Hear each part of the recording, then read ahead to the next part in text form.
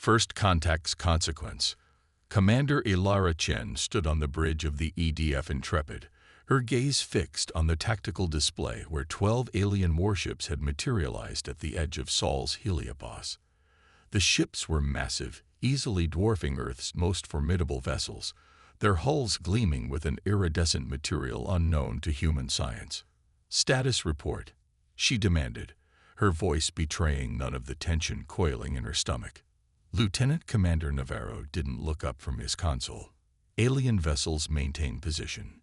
No communication attempts. Weapons signatures detected but dormant. And our fleet. All ships in defensive formation. Luna Base has spun up the gravity distortion array. Ilara nodded, running her finger along the thin scar that traced her jawline. A reminder of humanity's first encounter with extraterrestrial life, just 15 years earlier. Back then, Earth had been unprepared, technologically outmatched, and very nearly conquered. Today was different. "Open a channel," she ordered. "All frequencies." When Navarro nodded, Ilara straightened her shoulders and spoke clearly. "Attention, unidentified vessels. This is Commander Ilara Chen of the Earth Defense Force. You have entered restricted space without authorization. Identify yourselves and state your purpose, or you will be fired upon." The bridge fell silent as her words echoed into the void. Several officers exchanged nervous glances. 15 years ago, such a threat would have been laughable. Today, it carried the weight of Earth's bloody rise to galactic prominence. "No response, Commander," Navarro reported. Ilara's eyes narrowed. "Tactical, target their lead vessel. Power up the cascade projectors but hold fire." As the Intrepid's weapon systems hummed to life, Ilara's mind drifted back to how it all began. The Centauri Collective discovered Earth in 2047, their survey ships detecting radio signals from a civilization that had barely taken its first steps into its own solar system. To the Collective, humans were curiosities, primitive but potentially useful as a client species or, in the worst case, a source of genetic material and resources. Dr. Amara Chen, Ilara's mother, had been present at first contact, one of Earth's leading xenolinguists assigned to communicate with the aliens who called themselves the Centauri. They appeared almost benevolent at first, tall, six-limbed beings with translucent skin through which complex circulatory systems pulsed with luminescent fluid. "They're offering us technology," Amara had told the United Nations Security Council, her eyes bright with excitement. "FTL travel, advanced medicine, clean energy. They say it's a standard package for developing worlds." What the Centauri didn't mention was the price. Earth's complete subjugation and integration into their collective as a vassal world. When humanity's leaders balked at the terms, the Centauri revealed their true intentions. Their attack came swiftly. Targeted strikes against military installations and government centers across the globe. Conventional weapons proved useless against their shielding technology. Millions died in the first week alone. Young Ilara, only 16 at the time, watched in horror from the underground bunker of the newly formed Earth Defense Coalition as footage showed the destruction of Shanghai, where her father had been working. The Centauri's message was clear: submit or be exterminated. But the aliens had fundamentally misjudged humanity. They expected surrender. Instead, they ignited a ferocity that had lain dormant in the human species since its earliest days of fighting for survival. "What do you mean?" "They've adapted," the Centauri Fleet Commander Tirak demanded, his skin flushing dark with anger. His tactical officer's appendages trembled. "The humans have modified their nuclear weapons. They've added some kind of phase-shifting technology that allows partial penetration of our shields before detonation." "Impossible. Their technological level cooled. The Moscow Defense Group just destroyed the Luminous Accord." The tactical officer interrupted, a serious breach of Centaurid protocol that emphasized the gravity of the situation. "The humans reversed engineered components from our ground troops' equipment." Tirak's secondary breathing vents flared in disbelief. The Luminous Accord had been a heavy destroyer with a crew of 6,000. How long? 3 months from capture of our technology to deployment. The fleet commander stared at the holographic display of Earth. 3 months to understand, replicate, and improve upon technology that had taken the collective centuries to develop. It violated everything the Centauri understood about technological progression. Begin orbital bombardment, he ordered. Sterilize their major population centers. The bombardment was devastating, but incomplete. Humanity retreated underground, into hardened bunkers and hastily constructed subterranean facilities. And there, in the darkness beneath the ruined cities, the most brilliant scientific minds in human history worked with a singular purpose. Dr. Amara Chen led one such group, focusing on the captured Centauri shield technology. Their approach is fundamentally flawed, she explained to military officials as they crowded around her laboratory deep beneath the Rocky Mountains. They generate energy fields that deflect incoming projectiles, but the fields require enormous power and create significant thermal signatures. And that helps us how? General Santos asked. Amara smiled grimly. Because we're not going to deflect anything. We're going to manipulate gravity itself. The gravity distortion array was born from this insight, a weapon that created localized warping of space-time, crushing enemy ships or tearing them apart from the inside. Unlike Centauri shields, it required no constant energy output, activating only when needed and leaving no thermal signature to detect. But this was just the beginning. As the war stretched from months into years, humanity's technological advancement accelerated at a pace that terrified even the most senior Centauri strategists. Neural interfaces allowed human pilots to react with impossible speed. Quantum entanglement communications could not be jammed or intercepted. Molecular disassemblers reduced Centauri ground forces to their component atoms. Each Centauri victory became more costly, each human counterattack more devastating. The aliens who had arrived as conquerors found themselves pushed back, solar system by solar system. The Battle of Saturn's rings marked the turning point. The Centauri, desperate to regain momentum, committed nearly half their remaining fleet to a surprise assault on Earth's outer system mining operations and research stations. Commander Ilara Chen, now 23 and the youngest tactical officer in the Earth Defense Force, identified a pattern in the Centauri attack formations. They always maintain precise distances between ships, she explained to Admiral Kagawa as they watched the Centauri fleet assemble near Titan. It's not just formation discipline. It's technological necessity. Their ships create a synchronized shield network. Kagawa frowned. Meaning? Meaning we don't target individual ships, Ilara said, her fingers dancing across the tactical display. We target the spaces between them. The resulting engagement lasted less than 15 minutes. The EDF deployed their newest weapon, the spatial rupture device, not against the Centauri vessels themselves, but in carefully calculated points within their formation. The devices created temporary rifts in space-time, not large enough to destroy the massive alien ships directly, but perfectly positioned to disrupt the synchronization of their shield network. In the confusion that followed, Earth's main fleet emerged from hiding within Saturn's rings, their gravity weapons tearing into the suddenly vulnerable Centauri ships. The aliens, unable to reorganize quickly enough, lost 27 capital ships and over 60 support vessels. The remainder retreated in disarray, many damaged beyond repair. 3 weeks later, the Centauri Collective sued for peace. The ceasefire terms shocked the galaxy. Earth demanded not only the complete withdrawal of Centauri forces from the Sol system, but also reparations in the form of technological knowledge and resources.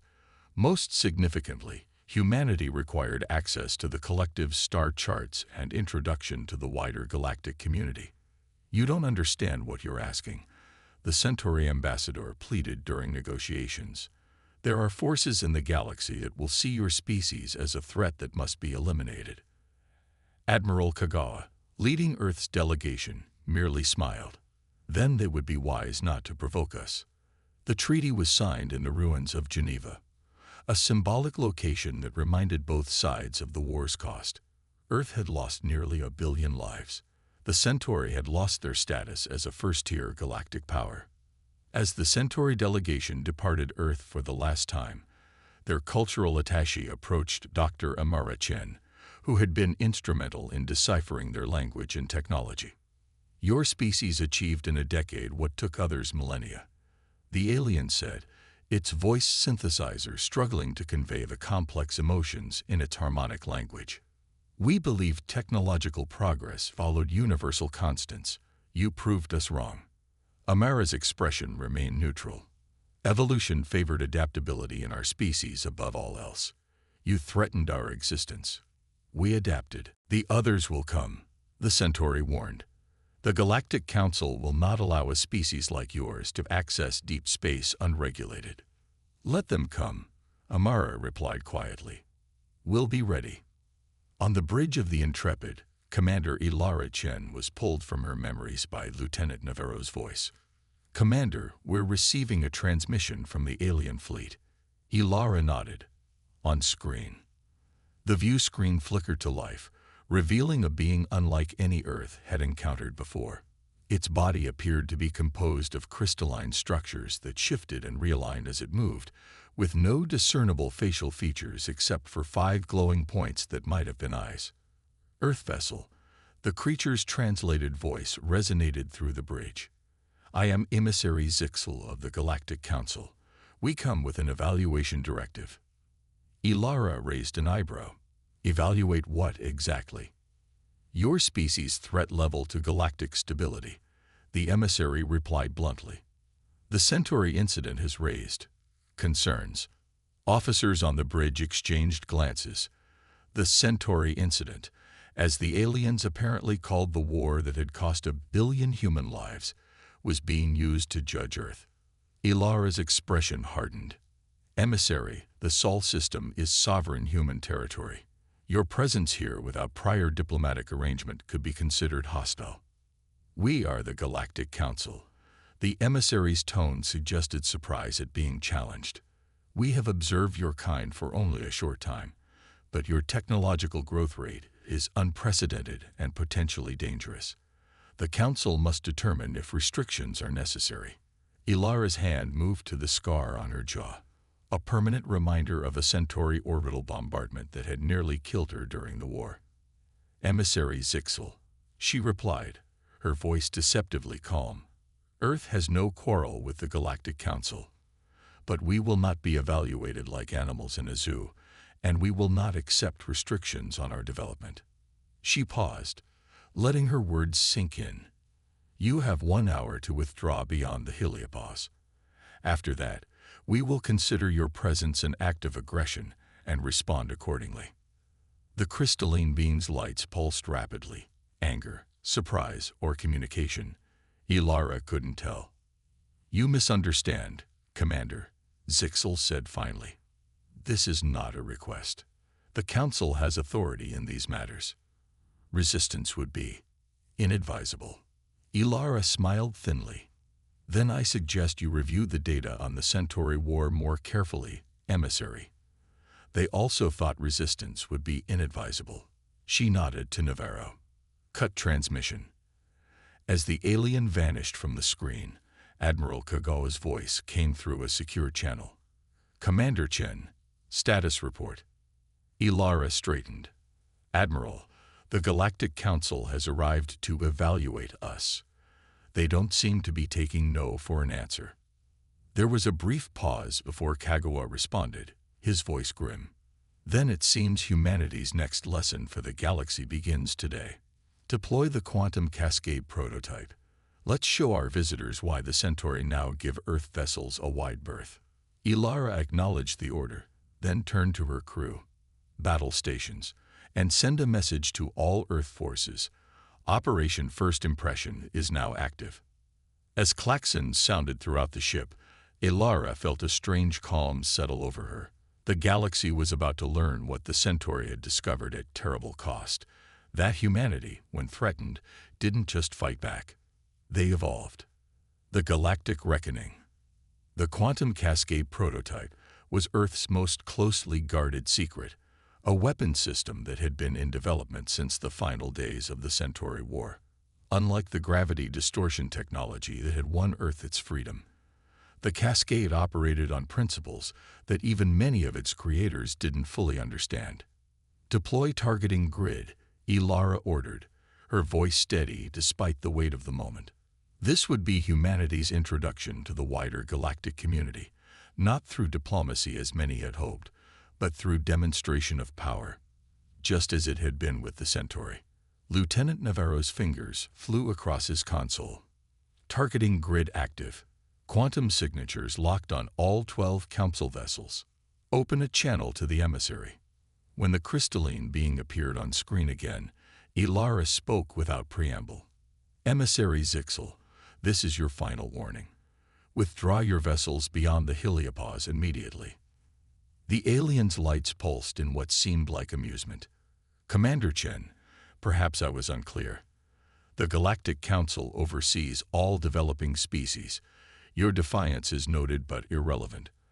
Our sensors detect your weapons powering up, but I assure you, our defensive capabilities exceed anything you encountered with the Centauri." Ilara's expression remained neutral.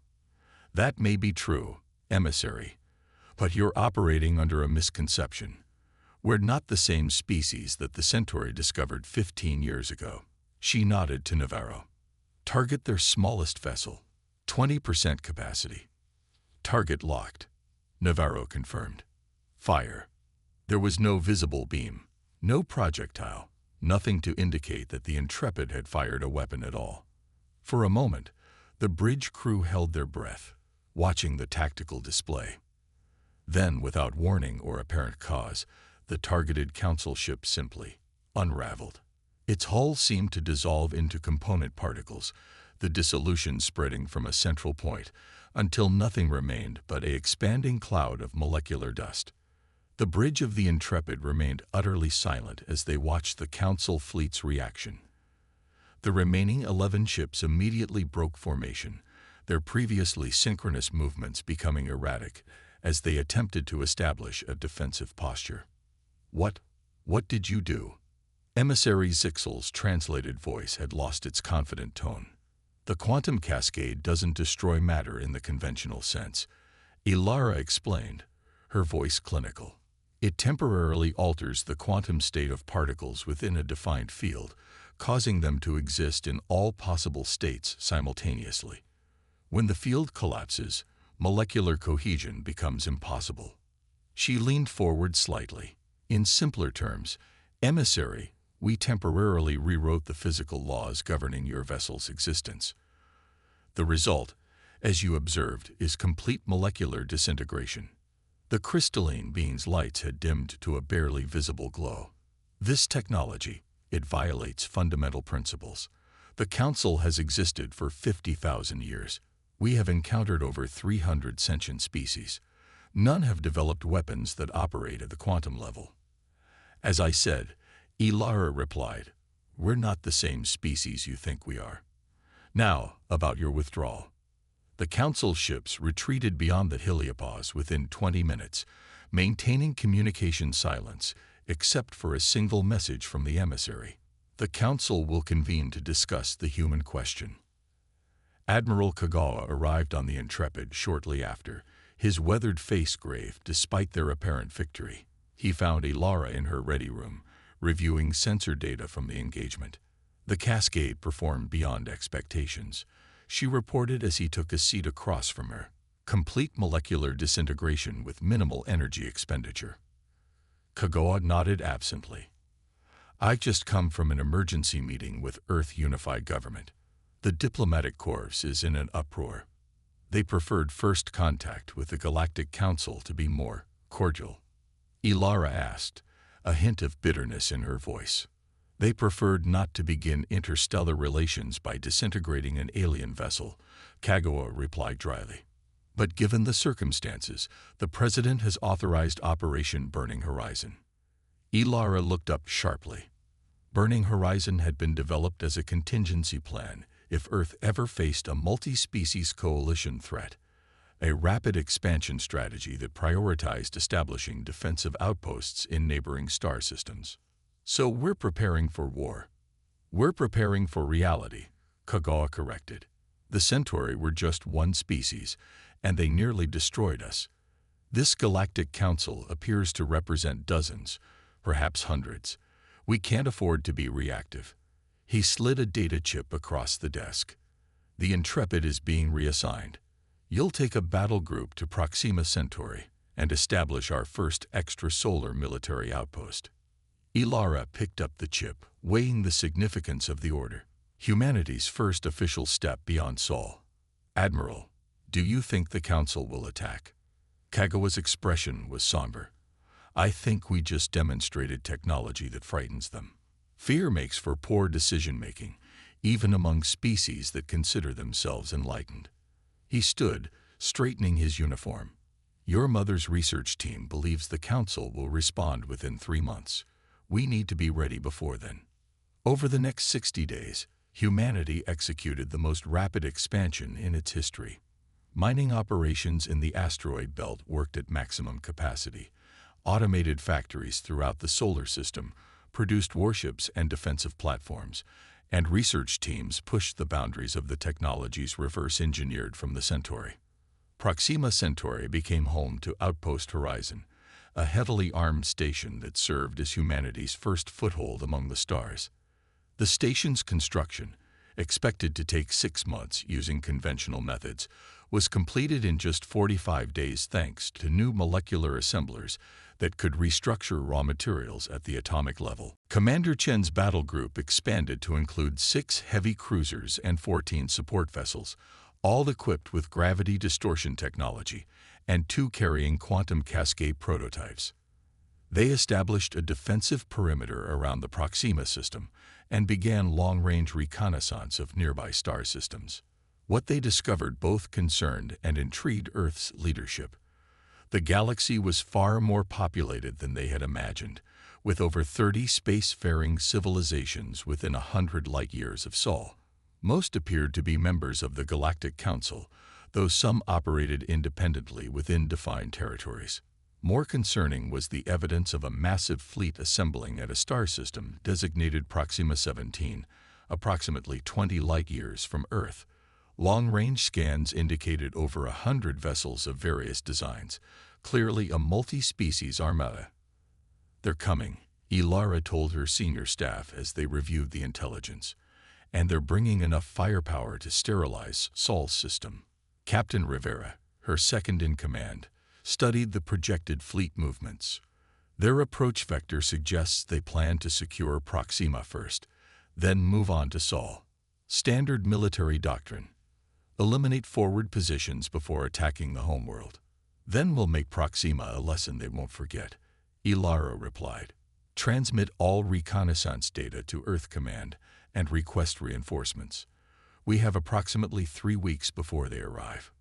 On the Galactic Council's command vessel, the Eternal Judgment, representatives from 12 of the most powerful species in known space had gathered for an unprecedented emergency session.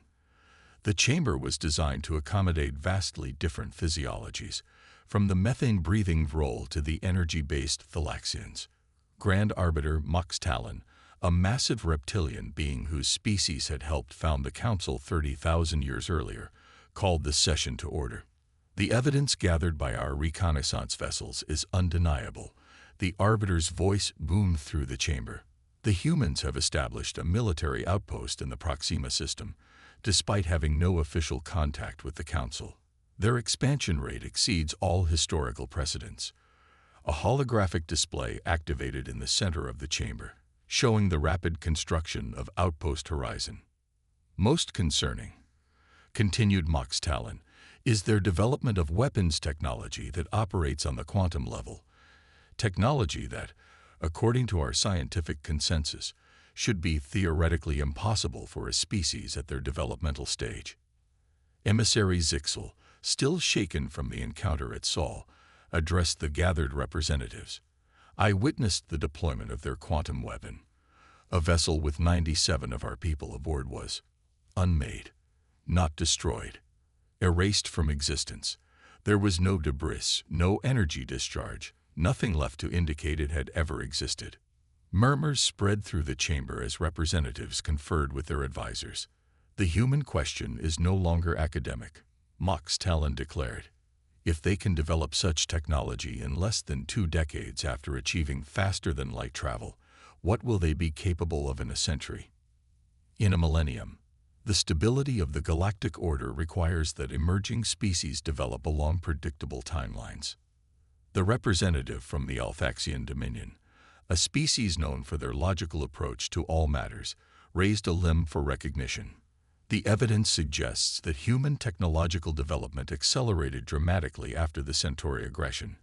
The Alphaxian observed, its voice a melodic series of tones.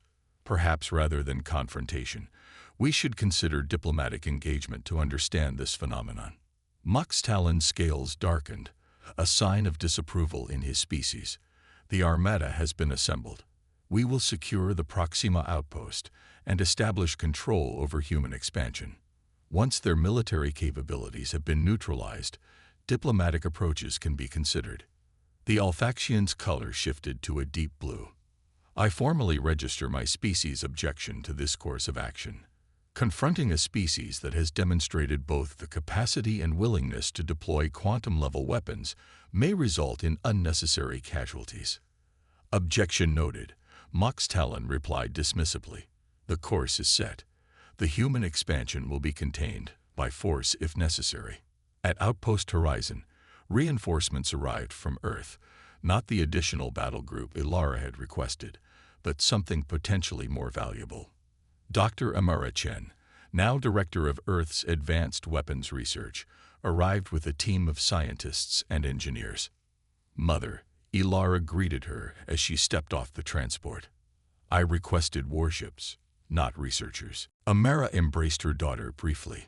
Earth Command believes this confrontation requires a different approach than conventional military engagement. She gestured to the large container being offloaded from the transport. We brought the Nexus prototype. Ilara's eyes widened. The Nexus was theoretical technology, still in early development stages according to the reports she'd seen. A system designed to create temporary wormholes that could instantaneously transport matter across vast distances. It's operational. Barely. Amara admitted. We've achieved stable connections over distances up to 1 light-year in controlled tests.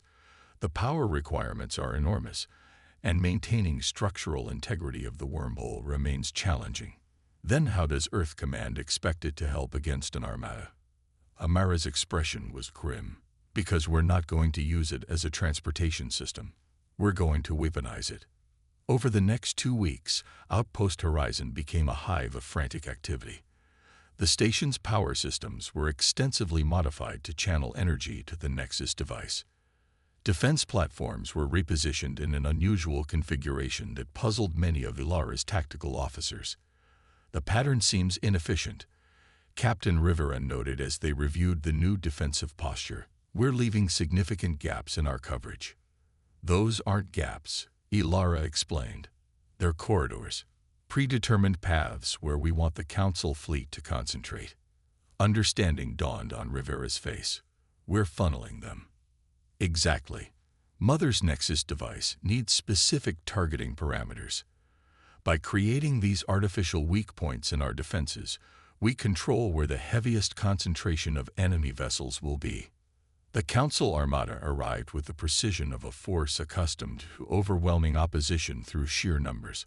127 vessels dropped out of FTL travel at the edge of the Proxima system, immediately forming into attack formations. Aboard the Intrepid, Ilara watched the tactical display with outward calm. Right on schedule. All ships maintain position. Defense platforms hold fire until my command. A communication request came through from the lead Council vessel. Grand Arbiter Mox Talon's reptilian visage filled the main screen. Human Commander, the massive alien began.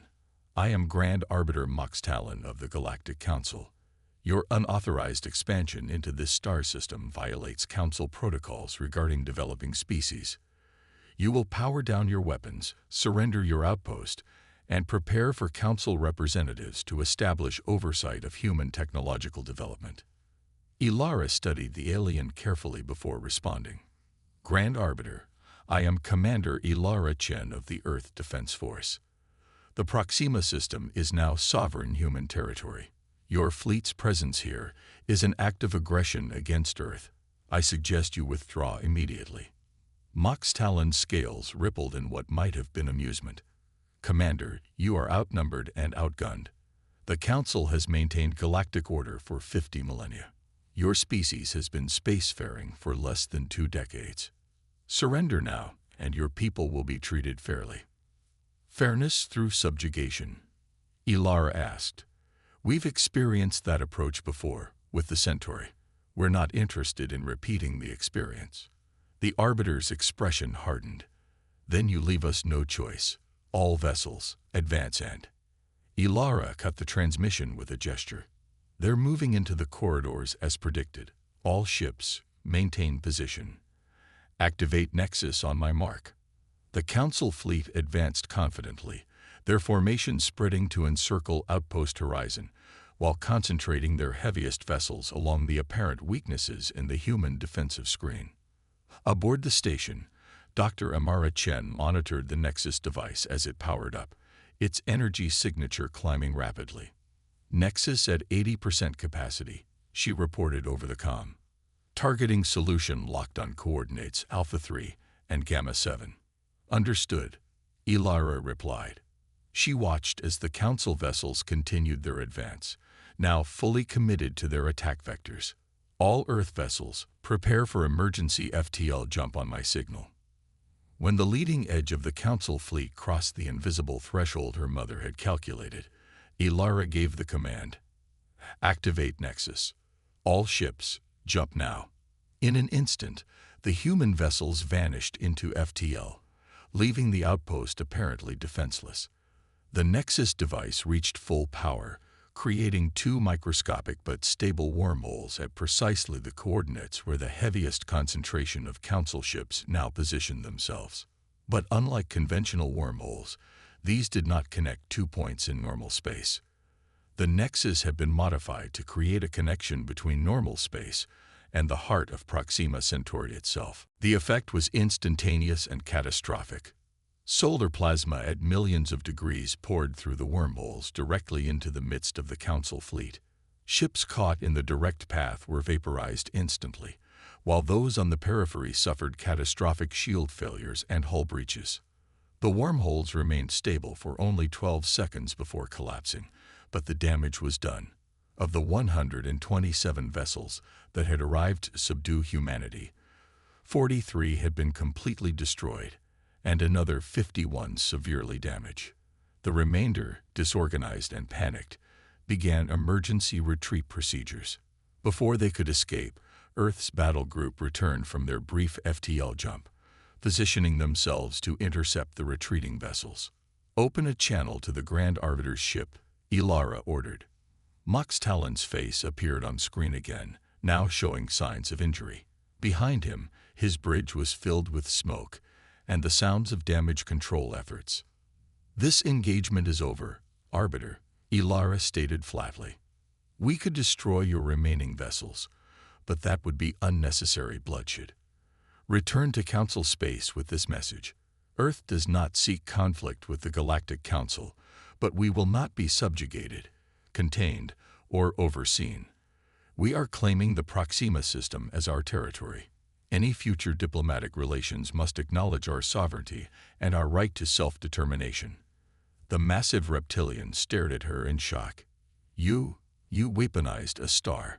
Such technology is just the beginning, Ilara interrupted. The Centauri taught us that the galaxy is hostile to emerging species. We adapted accordingly. She leaned forward slightly.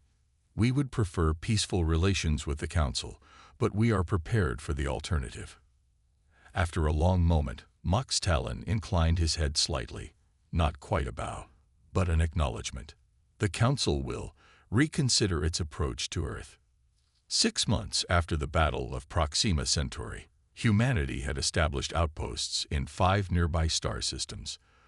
The Galactic Council, after intense internal debate, formally recognized Earth's sovereignty and invited human representatives to attend council sessions as observers.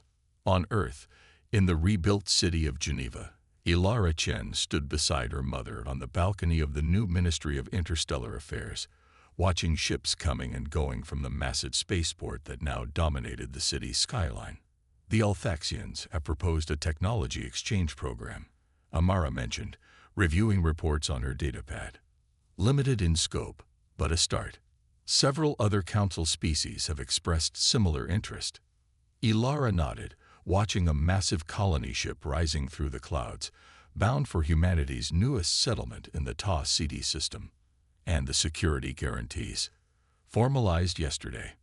The Council acknowledges our territorial claims and our right to defend them. Amara set down the pad and turned to her daughter. It's not peace, not truly. It's respect born of fear. Fear is a beginning, Ilara replied, touching the scar on her jaw. A reminder of the price humanity had paid for its place among the stars. Understanding can follow. Amara studied her daughter's profile, seeing in it the determination that had carried their species from the brink of extinction to becoming a power that even the ancient Galactic Council now treated with caution. They still don't understand how we advanced so quickly, she said quietly. The Council's scientists have been trying to replicate our progress, following the same evolutionary path they believe we took. Ilara smiled faintly. They're looking for some genetic advantage, some quirk of human physiology or psychology that explains it. And they won't find it, Amara concluded, because there isn't one simple answer. It was necessity, desperation, thousands of years of warring among ourselves that taught us to innovate or die. The Centauri just made the mistake of threatening our entire species at once, unifying us against a common enemy. Below them, citizens of Earth went about their daily lives, most unaware of the diplomatic maneuverings that continued throughout the galaxy. Few realized how close humanity had come to subjugation, or how their rapid rise to power had fundamentally altered the galactic order. The Council representatives asked me yesterday what humanity wants. Ilara said after a moment of contemplation, what our long-term goals are now that we've established ourselves. And what did you tell them? Ilara's gaze turned upward, toward the stars that were no longer distant and unreachable, but the new frontier of human expansion. I told them we want what we've always wanted. To explore, to understand, to grow. She paused, a hint of steel entering her voice, and to ensure that what happened to us never happens to another emerging species again. In the growing twilight, mother and daughter watched as the lights of Geneva came on, a testament to humanity's resilience and determination. The galaxy had intended to